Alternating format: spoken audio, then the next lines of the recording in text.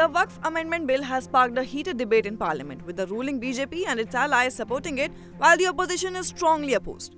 The bill aims to amend the Waqf Act of 1995, which governs properties donated by Muslims for religious and charitable purposes.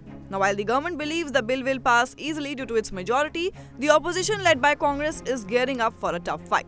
So what are the key provisions of the bill that have sparked a debate? It mandates the inclusion of non-Muslims in the Central Waqf Council and State Waqf Boards, which Muslim organizations oppose. Another issue is the proposal to allow a senior state government official to decide disputes over whether a property is a Waqf or government-owned instead of the Waqf Tribunal. Under the current law, these decisions are taken by the Waqf Tribunal. The opposition and Muslim outfits have argued that a government officer would never rule against the government in dispute cases, thus causing bias.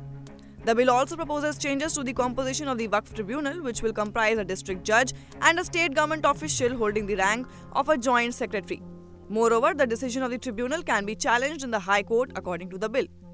The fourth contentious proposal makes it compulsory for every Waqf property to be registered on a central portal within 6 months of the law coming into force. However, the Waqf Tribunal can extend the time frame in select cases.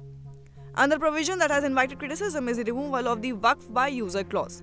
Now, as per the clause, the property can be treated as Waqf if it is used for religious or charitable purposes for a long time, even without formal documentation.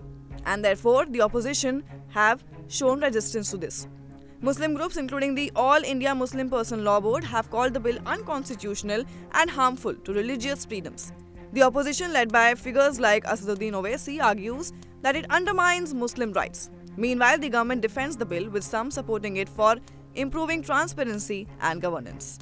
But what are your views on this? Do comment and let us know. Till then, keep watching India TV.